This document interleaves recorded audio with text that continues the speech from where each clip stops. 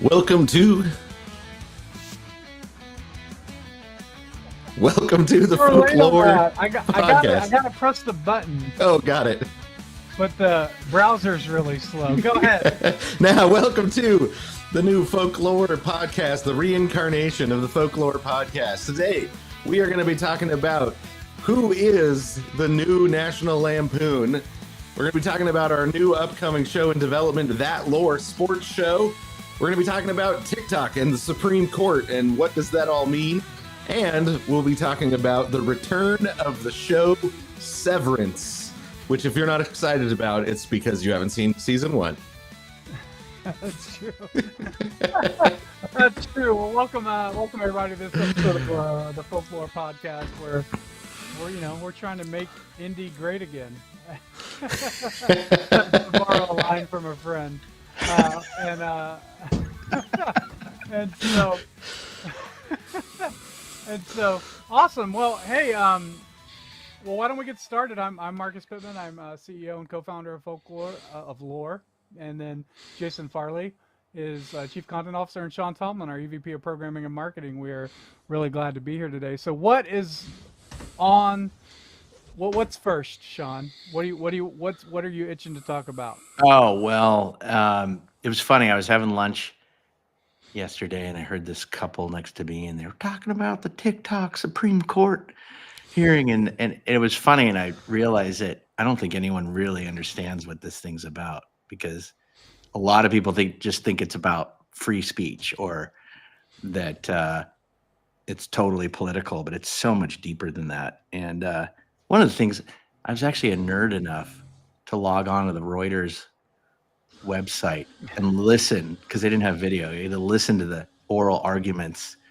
And what I learned about the Supreme Court, not to diss the Supreme Court, but it was more of Supreme Court jesters is what I experienced. So I'd love to share. Yeah, go ahead. Okay. No, let me introduce it. So yeah, introduce it. Yeah. That just don't know anything about the internet. TikTok is one of the biggest platforms out there, social media platforms, but it's run by China. And so that concerns the feds because China's getting all our information and not them. So that's really what I think it is. But so they're doing a ban on TikTok, and it's a big deal. I mean, there's thousands upon thousands of independent film creators that make their living from TikTok. They've built up millions of followers, millions of followings, and they're not too concerned about China because they're getting paid from them, but the feds are. And so January 19th, which is interestingly enough one day before Trump is inaugurated, TikTok will be banned and shut down in the United States. And so there's been a lot of questions as to what TikTok can do to remedy the situation. And of course, they don't want to give up their algorithm. That's not an option for them to give up the algorithm. And so Sean, what is TikTok going to do? Well, I mean, first, to kind of set the table, I think there's a few interesting avenues just to walk down for a second. First of all, if you rewind the tape, Donnie Pants, that's what I like to call him. Donnie Pants wanted to ban it because of the China aspect. And there's a legitimate reason for that, because they have access to millions of Americans' phones and their data and what they're doing. So there's a legitimate concern. But then they're not the only ones. And they're not the only ones, right? No, but there's the same problem with Huawei, the cell phone company that was rolling out 5G, and certain countries in Europe banned them because they were really concerned about them having that kind of infiltration into other countries' infrastructure and data. So there's a legitimate concern. But then the tables turned when it was like, wait a minute, this TikTok thing's kind of helping us out. So all of a sudden, the temperature changed a little bit. So there's that. Then you have the creators who are benefiting immensely, of young people making tons of money and doing very well, so they don't want to see it go. So you have that whole contingent from the creator side. But then you have the whole political element, and one side saying, well, wait a minute, this thing didn't tip it in the way that we alike, so we got to get rid of it now. So there's just this, it's been a moving target. But now it's in the Supreme Court. The timing is super interesting, and we'll kind of talk about what that looks like. But what I thought was crazy is here's this massive decision, and literally billions, maybe even trillions of dollars are on the line when you think of the big picture, long term of TikTok. It's a lot. It's a lot. It's a lot. And here are the oral arguments where you have the government, you have this woman, Elizabeth, forget her last name, and then you have the TikTok attorneys. And they're making their case to these 12 justices. And it's clear that the 12 justices did not do their homework. They have no idea what TikTok is. They don't have a TikTok account. They don't have a TikTok account. You would think if it was us and we were like the judges and say, hey, guys, big case tomorrow. They're going to be oral arguments. I think the three of us would agree. We're like, I might, maybe download it or sit with my kid for a second, just learn a little bit about it. No, said no one on the Supreme Court. Remember when Zuckerberg was testifying before Congress and the senators were asking him like all these really dumb questions about Facebook, and yeah, I realized these guys are not technologically minded.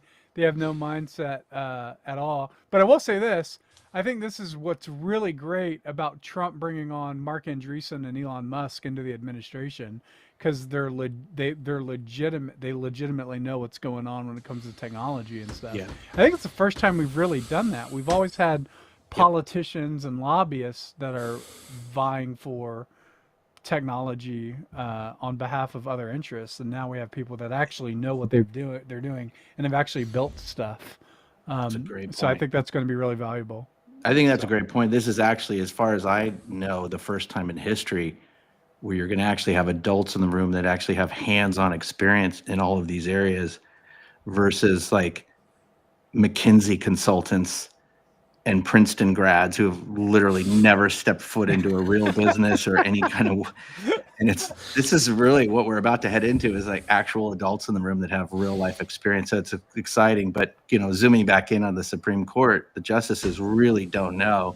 And there's a moment, I don't know if we have if we're able to cue it up, or where Elizabeth, who's representing the government, is talking about the fact that it's Chinese owned, and there's a threat here with the Chinese being able to potentially extract data and information from you. And Neil Gorsuch is like, well, why don't you just put a disclaimer on the website? The kids will know. A disclaimer. Yeah, because kids follow disclaimers, and everybody reads the terms of services on every time they just click yes, right? Well, I mean, I feel like he thinks it's like a gas station. You're going to pull up and go like, oh, there's the sign, honey. It says this could cause cancer. Good thing we know before we pump the gas. Don't smoke while you're pumping your gas. Yeah, the disclaimers wouldn't work. And I personally, like, I'm not too bothered by TikTok having my stand-up comedy profile of all the stand-up comedians I watch on TikTok. It's like, what are you gonna do with that? Give me a comedy show. I don't like, I'd be more concerned about them knowing about the amount of time I've watched like a pimple popper video that but it's like, what ultimately are you gonna do with it? And I'm sure there's concern that they're getting other more personal information from the app itself existing on your phone. But I think like that burden of responsibility is, I would think, on Apple and Android to be able to properly analyze what's being sent and out and stuff from the apps. Yeah, and that's spyware just in general on any app. And that's part of the discussion. And real quick, Marcus, we got a couple notes that your mic might be a little low. I don't know if Adam, my favorite Irish filmmaker, Adam Cahill, who has, if you haven't seen his brilliant zombie movie, you need to immediately go check it out. It's one of the smartest horror movies I've seen in a really long time, and actually, it has to do with exactly what we're talking about, because it's the question. You've got all these people on social media, and a zombie outbreak happens, and they can't tell what's real and what's not because they've been trained by social media to not be able to tell the difference, and just the way things break down. And then it's about a couple of dudes that have to learn real quick to be men to protect the women in their life. It's like, yeah, so I love that. I love that. That was a great case study of that. All you got to do is just give Lore a little on-the-fly audio consultancy, and you're going to get a free 67-second plug on your project. And that's how it works here, Lore. Is my audio better now? Because my software is showing that I'm peaking. Let me get you're closer. you're a little quiet. Yeah, Okay. that's for sure. You're quiet compared to us, and maybe we're loud. Maybe that's the problem. Maybe that could probably be the issue, because I'm right here in All it. right. Well, So- I wanted the audience to know these are all dress rehearsals. So Yeah. you're No, you're guinea pigs. This is the pilot. All right. Yeah. So, but no, what I was going to say is, so the TikTok thing, everyone wants to simplify it, but it's really complicated because it isn't just about knowing what comedy videos you're watching, but potentially, and this is the same thing that was the problem with Huawei, which is the cell phone company, is the invasiveness of the software to potentially be able to sort of infiltrate your entire digital universe and really track not just what videos you're watching, but maybe everything that lives on your phone. And part two is the potential to manipulate the videos that people are getting served to move the collective psyche into one direction or the other. And now this is a threat for any platform. We've already experienced this with our friend Mr. Zuckerberg, who's all of a sudden, after a year of MMA, he's all of a sudden cool. A little bit of MMA, and just raises the testosterone and a gold chain over your shirt. When you wear the gold chain over the shirt, you get super I just got a text that said I didn't say the name of the movie. It was Follow the Dead. Follow the Dead. That's so I guess I don't. I guess I never said the name of the movie. It's a great name because it's about social media's impact. It's a great movie if you haven't seen it. But that's the thing about TikTok that I think about a lot is China is an enemy competitor in the world, and good food maker, Chinese food great food maker. Yes, China. The people are great. The communism is bad, but the fact that they have the algorithmic control over what entertainment forms our kids' imaginations and what's funny and what that sort of thing that does bother me. But as a dad, I think it's my responsibility to make sure my kids have the tools to be able to think through the way the media interacts with them. But it does, I back on an interview with Charlemagne the God on The Breakfast Club that is now gone from the internet. I've looked for it everywhere.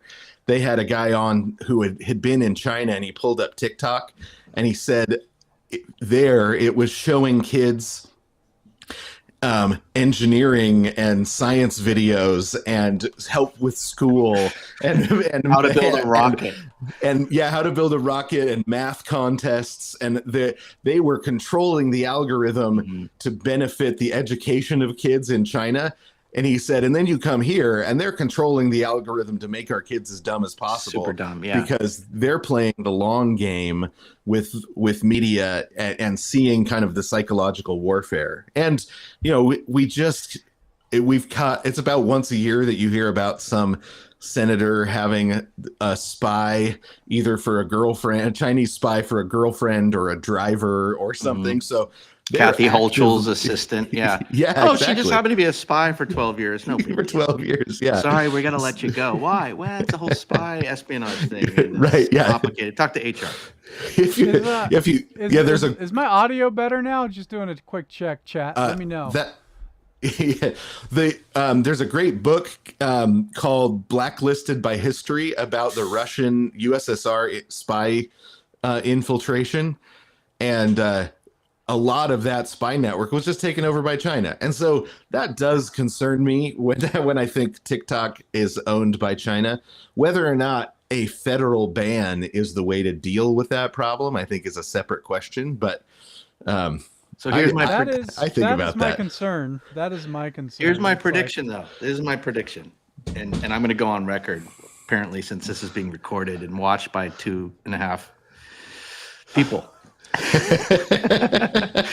And by the way, thank you, Alan Cahill, for listening and participating. My audio is better, guys. Yeah, you sound good. So- But here's my prediction: is this whole thing is leading up to an endpoint, and the endpoint is going to be one of a few things. One is Elon buys it, which there's discussion about that happening. Not a bad idea. I like it. Support it. It's okay. Is it a conflict of interest? I don't know. They're not buying. They're not buying the algorithm, though. They're Yeah. just buying the name. Just the Like, name. The algorithm is the real value of the platform. Well, this. So Yeah, but this would be him buying just the U.S. version. But what I think is really going to happen is there's going to be a deal that's struck where everybody's happy. China gets some money, and we just get some control. And that there's talk about having a third party, sort of gatekeeper referee that deals with the algorithm to make sure it's not doing anything dubious. And I think it'll be former NSA board members. Yeah. We'll just put the CIA in control. That'll What be the could- third what could party. go The wrong? NSA will be third. no, it'll be like one of Vivek's buddies or something. It's gonna, it's not. It's gonna be a kid out.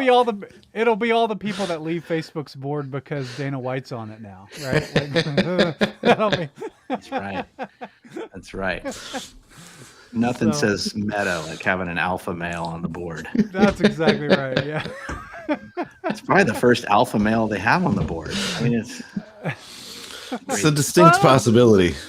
Zuck's been doing what has he been doing? MMA, yeah. MMA, yeah. Yeah. He's been doing some MMA. Yeah. So he's went from NBA to MMA. Yeah, there we go. So That was a dad joke. yeah. Thank you. I'm not even a dad. Yeah. Amazing. Well, let's move on to one of the next things I'm pretty stoked about. At least, I mean, maybe I am, is the return of Severance on Apple TV, which is coming out Friday, which is tomorrow. And so, Sean, have you seen Severance? I'm a little embarrassed to say no, but I did see E.T. in the theaters in '83. So that's cool. I saw Jurassic Park in the theaters, so I'll never forget that. But for those of you guys who don't know, Severance is like this really major big budget show with Apple. I believe it was close to one of their launch series, at least, or very close to it.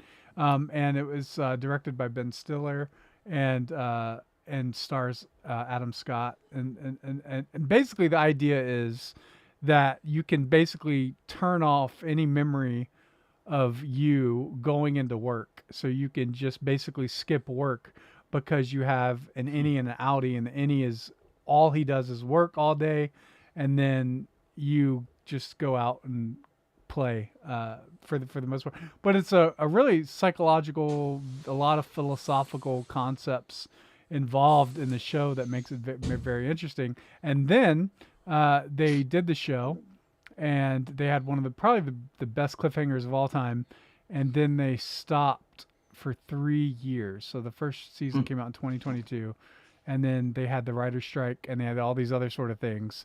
And now the show's finally returning. It's probably the biggest entertainment news this week, I think, is the return of the show, and the anticipation of, because it was the greatest cliffhanger to a series of all time.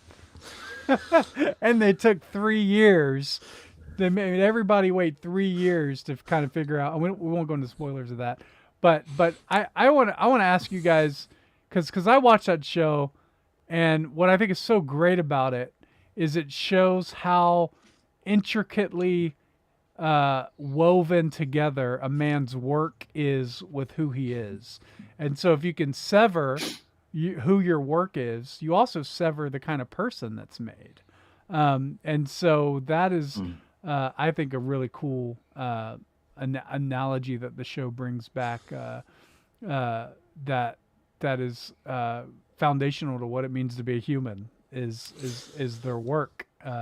And ever since the Garden of Eden, that's been the case. And so, what are your thoughts, Jason? Yeah, I mean, I think that's the question that they're asking is, if you work a job that has no meaning, so little meaning that if you think you're just a cog in this big machine and you're completely replaceable, what does it do to your sense of manhood? I think that's the question that they're asking. And what's brilliant is that's what sci-fi does really well. Sci-fi and horror both, I think, are best at this, of investigating those sorts of questions by telling stories about them and showing different people react differently. And what's so great about this one is you start to realize that there's two characters. There's the work character, and it's because one of them thinks of themselves as a cog in the machine, and one of them thinks that they have control over who they're becoming.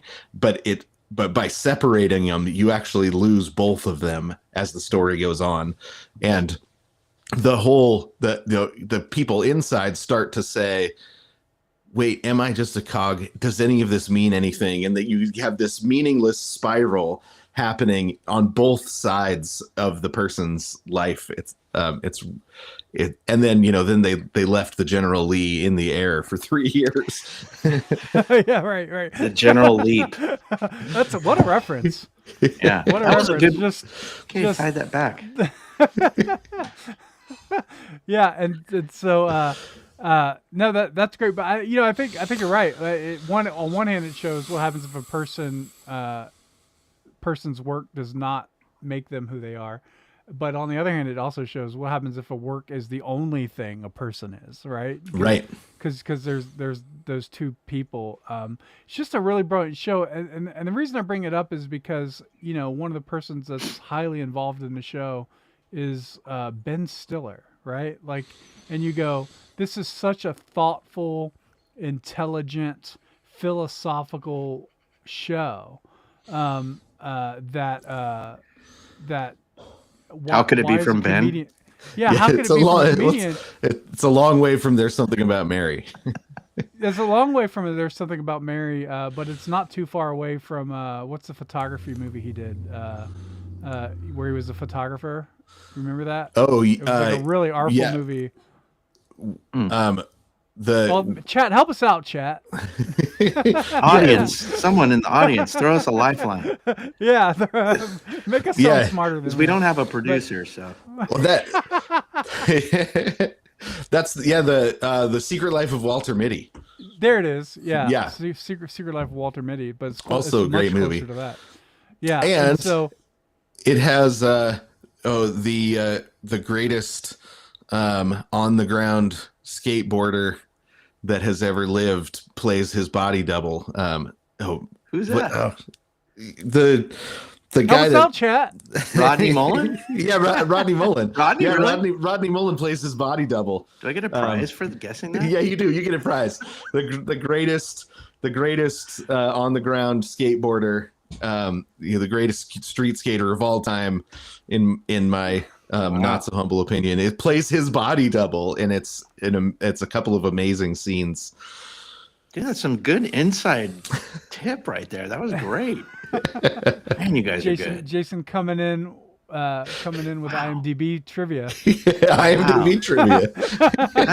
That's some Jeopardy top rounds. I know. I want Jason at my trivia nights. Well, the reason I bring it up is because it's a natural segue to what we want to talk about. But comedians really do historically become the philosophers and the thinkers, and some of the best actors. You can look at Robin Williams. You can, there's something about comedy that really just trains and develops someone. And I saw a tweet this week that was really good. It was like, whoever wrote Severance must have read C.S. Lewis's that Hideous Strength. Yeah. Yeah, Regularly throughout. Well, just because it's it is investigating the exact same question of the separation of the kind of the soul, the spiritual soul, human part from the mechanistic aspects of their life, and separating them out into two. You've got this, but they do it through lying in that Hideous Strength, where they have to pretend they're doing something other than they are, and then they end up finding out they think they've brought this ancient philosopher head back to life to guide them, and it turns out it's just a demon possessed corpse. But it's one of the always is. It always is. It always is every time. But it's always a demon, and it breaks down into a horror novel by the end. Like, it starts out you think it's one kind of movie, and it slowly transforms into a horror movie, a horror novel. And Severance does that throughout. Like, it gets tenser and more terrifying. And there's this scene where they get rewarded with a dance, and it's just the most disturbing, wonderful, glorious scene where they have to stand and dance together at their desks. Jazz party. Yeah. Party. Wow. And it's so scary. You guys are selling me on it. Am I gonna have to renew my Apple subscription? I've never cut it. Not since I felt like Ted Lasso was worth at least 3 years. Yeah, so I was like, you know what? This was so good. I'm just going to keep it for 3 years. First 2 seasons, at least. Yeah, I agree. I think it was some of the best TV ever made. But you made a really good point the other day, Marcus, where you said something about Apple. What was it about? Like the pointed difference about them, about they don't do a ton of quantity, but what they do. They don't acquire content. They don't just load their library, and then it's maybe once every month you get something renewed or a new show or a new piece of content, and it's usually pretty good. Morning show, Ted Lasso. Morning show, Ted Lasso, Bad Monkey. Silo. I'm into Silo right now. Me and my wife are watching Silo, and then but they're building a whole massive entertainment brand from very limited content, and I think that is a strategy. I think that is going to win the day. It's much lower risk, although they're doing it on the much higher end production stuff. But it's all, for the most part, all new IP. It's all just new stories. Whereas other platforms like Netflix, for example, is doing reboots of whether it's a Karate Kid or TSA promos called Carry On.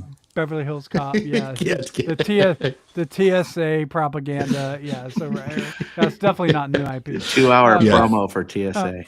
You People was pretty funny on Netflix. That wasn't, but it was one of the first things in a long time that wasn't a reboot. So right, and so that brings me into we're speaking of comedians being philosophers. The Mark Twain Award. It was just announced that it's going to be Conan O'Brien, and Conan O'Brien. I think Conan O'Brien is probably one of the last great late night TV hosts. And even though it was stolen from him, Jay Leno. I thought you were going to say Greg Gutfeld stole it from him. Is he even in the running? Like, I know he's like the highest viewed show on Fox News. And then, like, no offense to Greg Gutfeld. No offense, I didn't mean to compare the two. Sorry, Greg. And it's just he has a long way to go, and I would think Greg would agree that he's no. I think Greg. That's what I like about Greg. I think Greg would agree. Be like, guys, I appreciate it, but no. But yeah, I wanted to. Maybe we do this next time, but can we, for the next episode, watch Conan's farewell address on his last episode because it was one of the most real, heartfelt. He talks about On cynicism Conan or late on night? Conan on late night. Okay. So it was his final sign-off night, and he For talks TBS. about cynicism and our culture. And it was just like, man, he had this moment where he could just get really raw and speak truth. And it was one of those, I call it, lightning in a bottle. One of the 3 moments where I heard someone on TV really say something like, wow, this guy's. Yeah, that was great. And Jon Stewart's last monologue was really good too when he signed off the Daily Show for the first time. Yeah. Make sure you put Adam's quote up there. Conan is another point on the.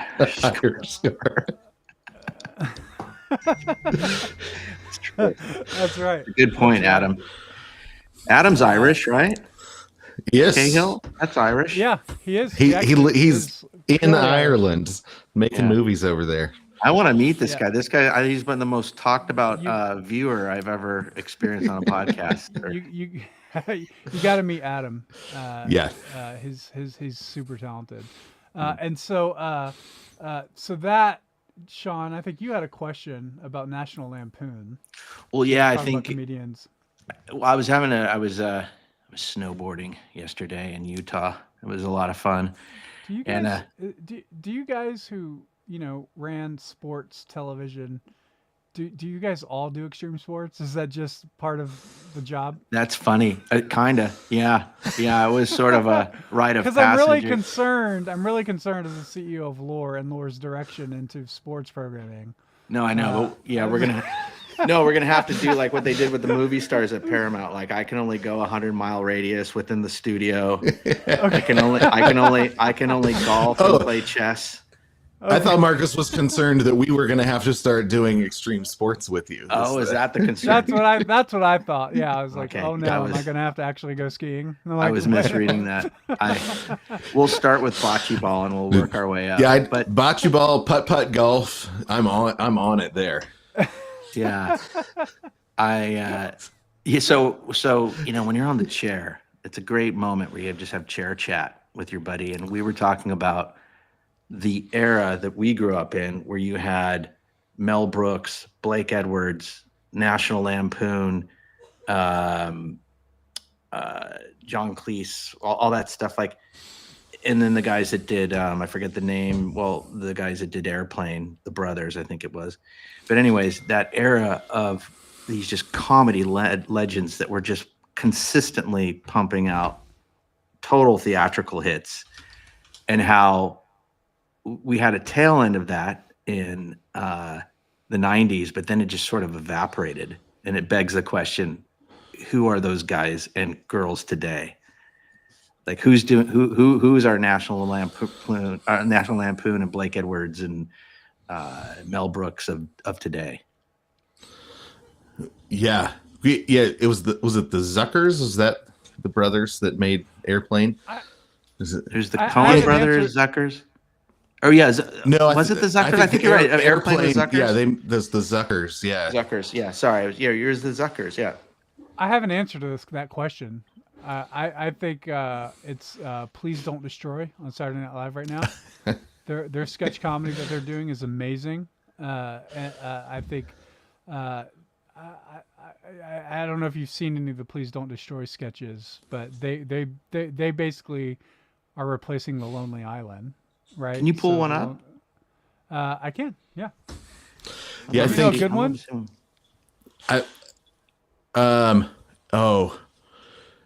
The Taylor Swift one was pretty funny. Let's watch that one. We have another Irishman, I Taylor think, that entered the chat room. Graham. He's Irish, right? That's definitely Irish, or Scott. That's probably Scott's Irish with Wilson, but he's also a very talented filmmaker. This movie Gothics is killing it on the circuit right now. Oh, that's Gothics, Graham? Yeah, that's the director. That's Gothics, Graham. Yep. Wow. We have a very star-studded chat room right now. We do. I'm waiting for like Bill Murray to jump in. Yeah. Hey, Bill. Bill's in the chat room. Hey, Bill. Scottish. Oh, I was Scottish. close with Oh Scots man, Irish. I just totally offended is your it the buddy. Is it the three sad virgins one? Yeah.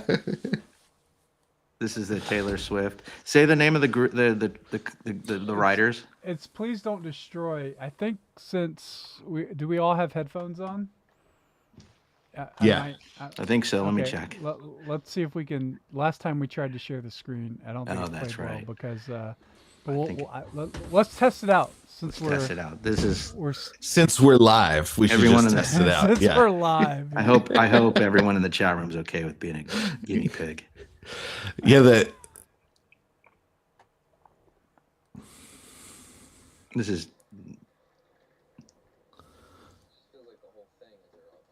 A little volume. Oh, the sound's not.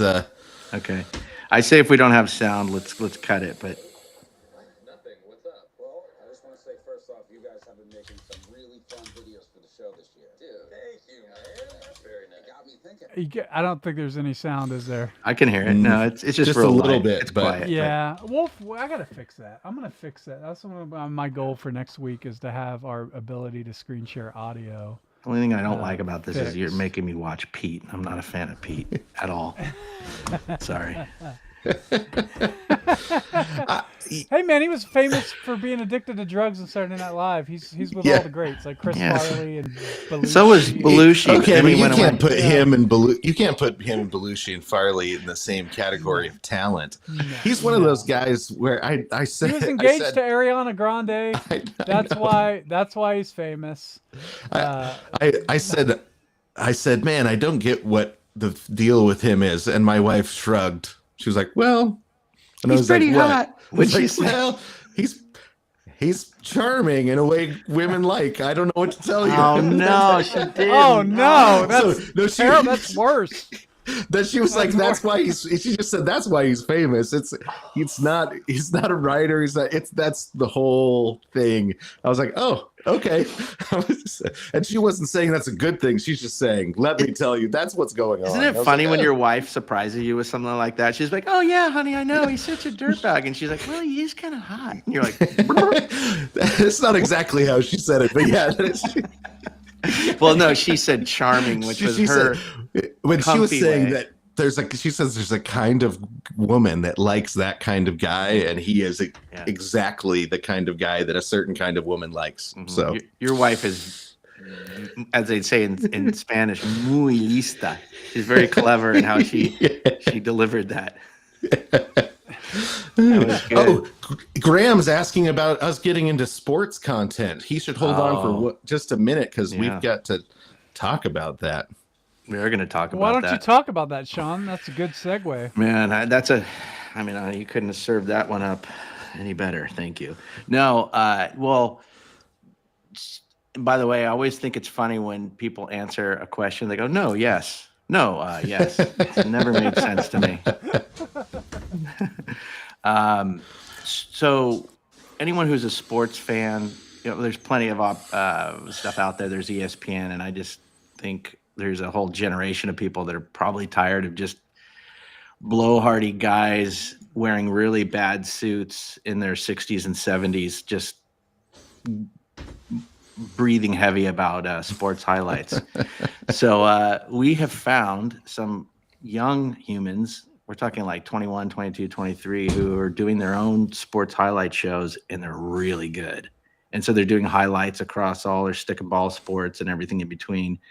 So we are super excited that we'll be announcing pretty soon that Lore Sports Show, which will be a weekly highlight sports show, but from the perspective of people under 100, actually under 30 to be technical. But there's just, I'm super excited about that. yeah, it's really cool. I mean, across the political spectrum, when you look at, some of the young women that are doing really intelligent political commentary, and, they're not just pretty faces. These are really bright young women. And the same thing across in the sports world, these guys and girls in, college that have a really good handle on all things sports, but they also deliver it in a way that just isn't what I think is a real tired model. So I think Lure is positioned to be the breakout go-to for sports. So that is something we'll be launching soon. But I actually love to get from you guys. Here's one of the things I want to do all the main sports, but one of our girls, she's from Alabama, and she knows all stick and ball sports. And this is really funny. So I met her at the AmFest, and I said, hey, we're casting. We're looking for someone to do this. And Marcus, you were there with me. Oh yeah, I was there. And I said, well, you know what?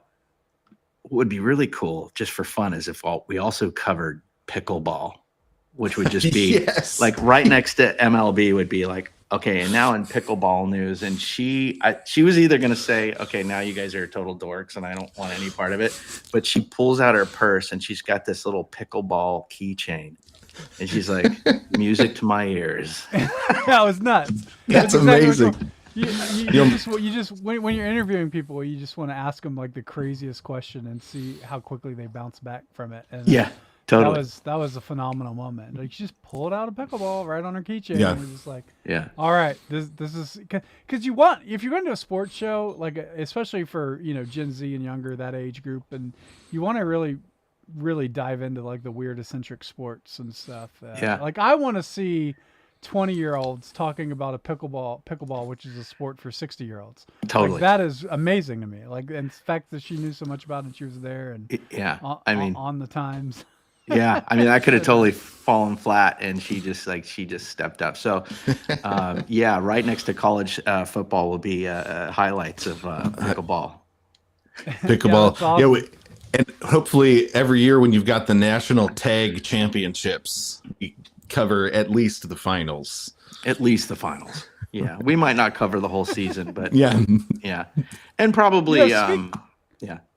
Yeah, I was just gonna say, speaking of like weird eccentric sports, like also like esports too. Like I've been really into like watching the GeoGuessr tournaments. I don't know if you guys are familiar with that, but it's like basically they like land you on a random Google Map location, and you have to find where in the world you are within like a certain distance, and like the closer you are to the exact location is you get points. And these guys that are doing it like within like 10 to 15 seconds, like almost every time, can just nail at least the city in the country they're in. It's insane. And there's worldwide tournaments. Like the last one I think was just streaming was like in England. Like it was like the worldwide GeoGuessr tournament. And it was just nuts. And it was like really well produced and really fun to watch too. Like it wasn't like boring, like just random. It was like a high production GeoGuessr tournament with like $100,000 on the line. It was amazing. And so I think we're gonna see a lot more of those esports sort of stuff like really taking off too, as we go. But since we're talking about lore promos and we're getting towards the end of our time, why don't we talk about the new show that we just launched on Lore TV, Thrillbillies? Yeah. Which not a new show, but new to Lore. Why don't you talk about it, Sean? Yeah. So we just we're pretty excited. We just we licensed about 45 hours of Fox Cable had this really cool late night block, and those who know, but it was called Unprotected Sets, and it was a direct competition to Adult Swim, and it was just some of the weirdest, most subversive, strange think Adult Swim, Robot Chicken, and all that stuff. And then, so yeah, we got our paws on that, which we're really excited. This is a big deal for Lore. But one of the shows, Thrillbillies, was a show that they did that was by the same people that did Nitro Circus. So if you guys know Travis Pastrana and that whole thing in Nitro Circus, this is all basically all of those same people and then some. And it's awesome. I mean, it's like, think of anything if someone just gave you a bunch of like water slides, motorcycles, ATVs, monster trucks, and just said, hey, here's some TV, here's some cameras, and just go for it. So that thing's coming out. We got about 4 seasons that we could potentially get, but it's all this stuff isn't free. So we do have to pay the rights holders. So hopefully our Lore TV fans will. It's just like all content on Lore, it's dependent on the subscribers and and to fund whether it's distribution licenses or new content. But I'm really excited about this. Let's show the promo, and let's do that. Yeah. You may be asking yourself, what the hell's a thrill build?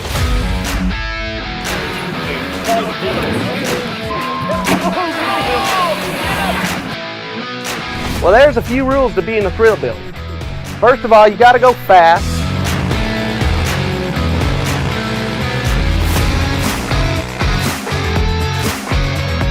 Whatever you do, it's got to be really scary.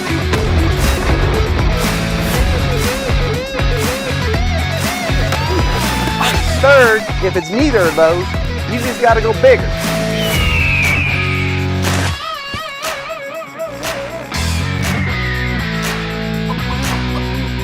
Well, that's what this show's all about.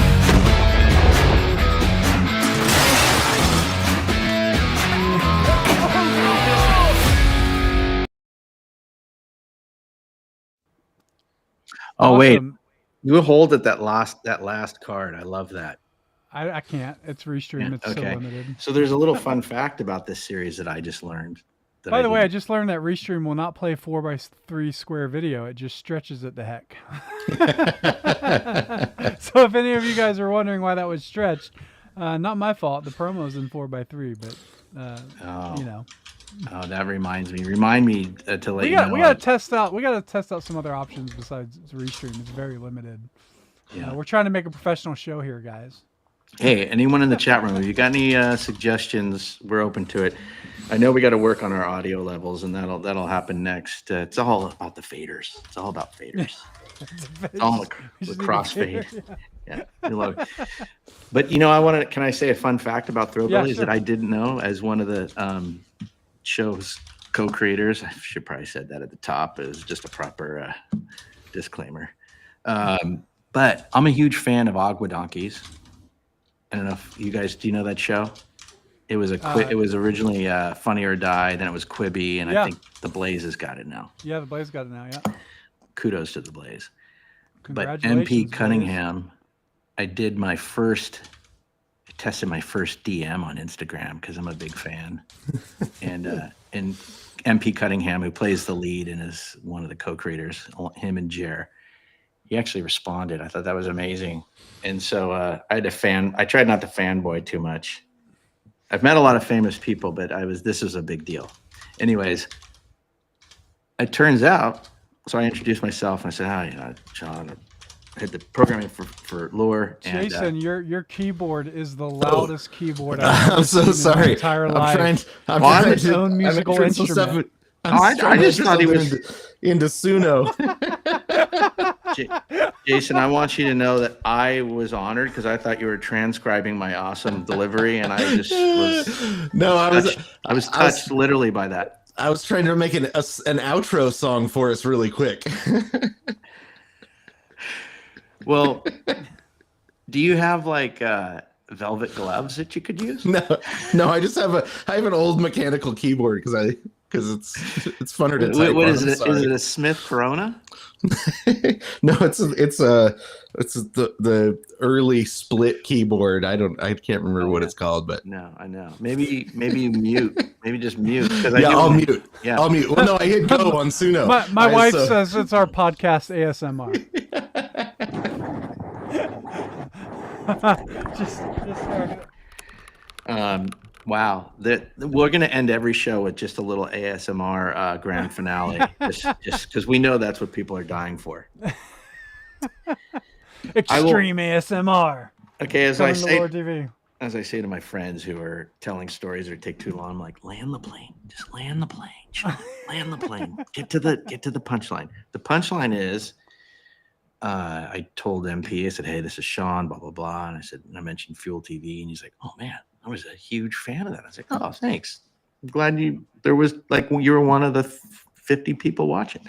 No, but he was actually had his first appearance on TV in one of the Thrillbillies episodes. So I think I want to make a contest out of if anyone can figure out which episode that he was in. Of course, they're going to have to see all the episodes, which means you have to fund them to see them. But that's going to be the trivia question is, can you find, it's going to be like a Where's Waldo. can you find MP, his first TV appearance.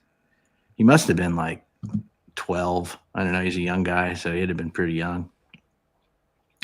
That's my MP Cunningham story. 12 years old. Probably Cunningham. not. I'm exaggerating a little bit, but Okay. He was probably 20 something.